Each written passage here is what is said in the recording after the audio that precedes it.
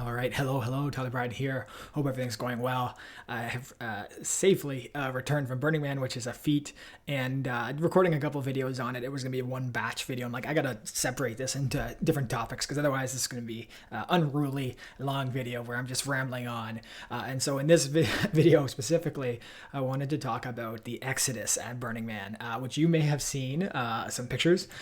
This was a pretty wild experience. And so this is my second burn in 2019. We left on Sunday after the temple burned, like very quickly. We had already packed up and we're like, we want to really see this. This means a lot. I'm so glad I stayed for that experience. One of the best moments I've ever had at Burning Man. And then we quickly biked back to camp and made our way out. And in my mind, I'm trying to think of what that Exodus was. I'm thinking it was an hour and a half at most. And so my experience around Exodus had been very, I guess, good. And then this year, in 2022, what happened, we left on Sunday in the afternoon before the temple burn. Was sad to leave before then because I think it is such a meaningful part, but we had to get the RV back and it was a long journey here. And so we left around 2 p.m. And we saw, a little bit of buildup on the way out of vehicles. But I didn't really think of much of it. And as we started getting aligned, we're like, we are not moving. What's going on?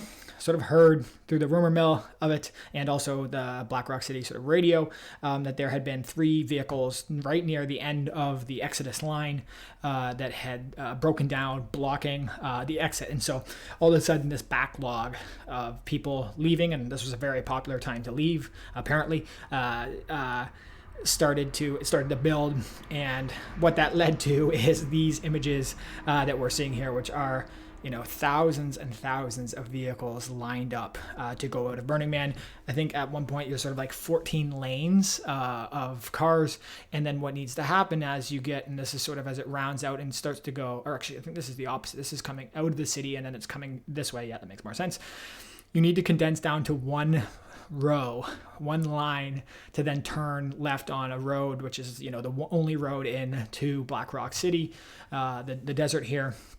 And, and so you've got quite a condension. I don't know if that's a word that needs to happen. And so here we go. Here's a really interesting image. They also use this sort of technique called pulsing, which basically instead of you inching up one by one, they will put you in groups. And so what you can see here is there's a gap. These people are stopped. And then this is actually where people are then turning onto the road. And so they let this, all these people turn onto the road and then the next pulse would start. So maybe, here they would let this group then go and then they would start going. So instead of inching one at a time, leaving your car or vehicle on, moving forward slowly, they do this. And so what you're sort of sit there for 45 minutes in a pulse at a complete standstill. At this point, a lot of people get out of their vehicle. I think I have an image. It was from a previous year, but something like this where people sort of get out, they talk, they party. We were throwing Frisbee. We were listening to music. We were using the binoculars and overall just trying to make the best of the time there. But I would say, generally what people, this was a much longer line than what people expected. I think maybe people expect a few hours, 4 hours, whatever. That's relatively typical. We ended up, I think, we got in line at 2 p.m. and I think we got actually turned onto the road around 11 p.m. So about a 9-hour wait time. And definitely, towards the end, I think it started taking a toll, not specifically on our camp, but, a toll on everyone. I think there was actually a lot of really good, camaraderie and happiness at the start. At the end of it, this is part of the Burning Man experience. This is part of the fun. This is part of the whole thing. Towards the end of it, as it got later, and I think people started to feel some tension around, I need to get my RV back, or I've been waiting so long, or there's only 1 or 2 drivers here, and we're really sort of sleepy and tired, and we need to drive throughout the night now where we thought we were going to be able to drive in daytime. There definitely started to be some more, at least in our personal experience, or what I sort of, felt was some tension towards the end in the wait. And that was then accelerated or amplified the most in this final pulse where you needed to go from, again, these sort of 14 lines down into just one line. And, at one point I'm like, man, Burning Man is over. People are not being very friendly in this moment. Everyone just wanted to get out, get home.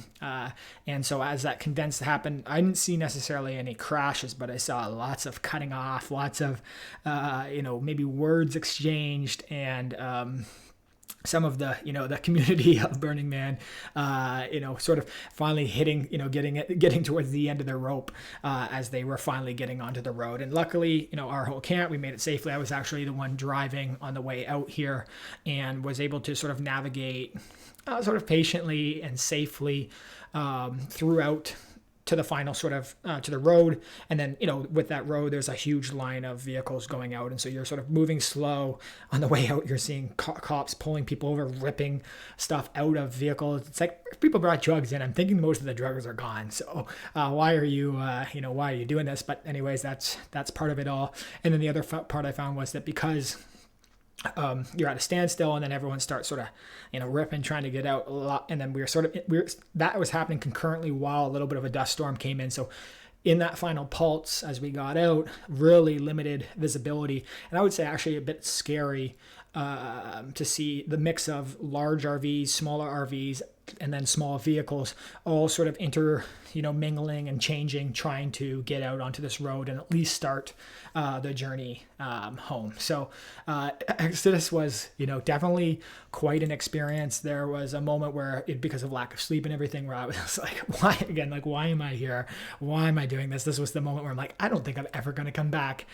A little bit later, after I got some sleep, after I'm like, all right, this was fine. I dealt with it. But definitely, I think a lot of people probably had that experience towards the end as they, as they made it through the entire week, and then the expectation was a relatively clean exit, and that then did not happen. And I think that's a core lesson that I've always, had at Burning Man, is like, when you have expectations and those expectations are not met, that is when suffering happens. That's when annoyance and frustration happens. And so you can't have that. So just do your best to enjoy the experience. I think at the start, there was definitely a little bit of frustration.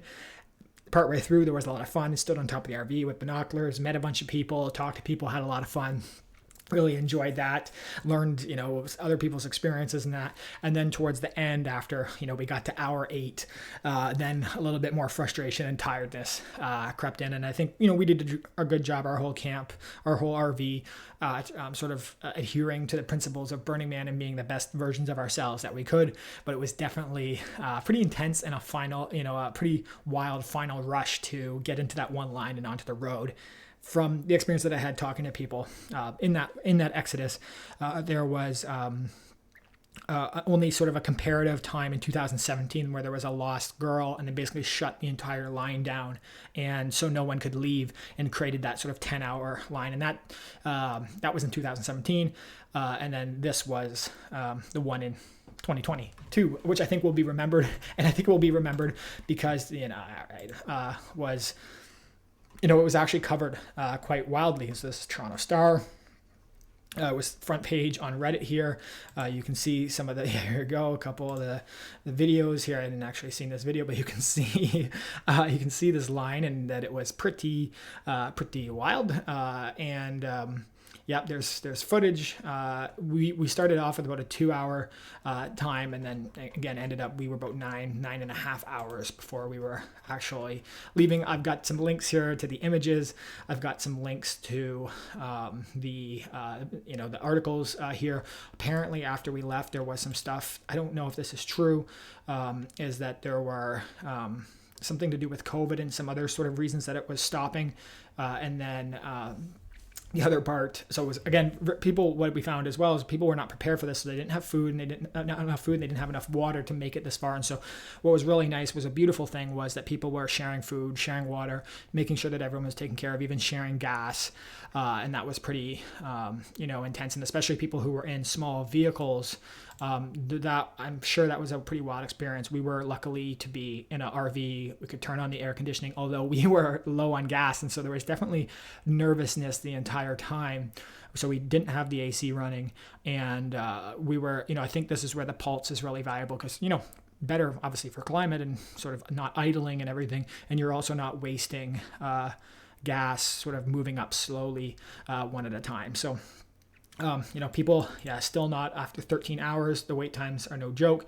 And then lastly, because we were low on gas, we then needed to stop in Gerlach, which was sort of the first city out, and then had to wait another hour and a half line there to get gas so we could make it to the next stop. And at that pump, they were charging about $6.20 per gallon compared to, generally $4.30, which we were paying. And I talked to the guy, I'm like, why are you doing this? And he's like, hey, we're the only ones open. This is supply and demand. This is the way that we're doing it. And so apparently we were lucky there was gas there, but apparently it actually ran out of gas. And so I'm sure that there were some people who were stranded there. So there are people now, I think, I think there are people who are sort of saying, hey, how can we improve this? I think that was sort of the general consensus. That is not my area of expertise. I'm just simply sharing my experience of Exodus. Overall, while it was pretty wild, a long time, intense, I will look back on it in sort of, smiling, thinking of all the good parts of it, even the intense parts, all the wild parts, thinking that this was part of Burning Man 2022. And what makes it so challenging, beautiful, and worthwhile. So this is my quick video, which ended up being longer than I thought, 11 minutes on the Exodus at Burning Man. I hope that you are out.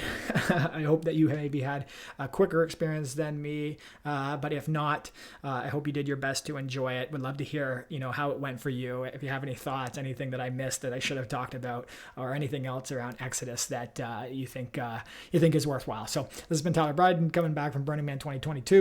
Made it. We made the RV back in time. We made the flights. We cleaned up the RV. Everything was good, but definitely a wild end to a wild week. And I hope I did a good job sort of representing that experience if you were part of it, or at least sharing some insight if you are watching from afar thinking, how did this go? All right, this is Tyler Bryden. Hope you have a wonderful rest of your day. Look forward to sharing a couple more videos on Burning Man, and then would love to hear from you if you went or if you didn't. Very exciting time, no matter what. And I will definitely be returning, no matter how dusty, no matter how hot, no matter how long the Exodus lines. Bye-bye.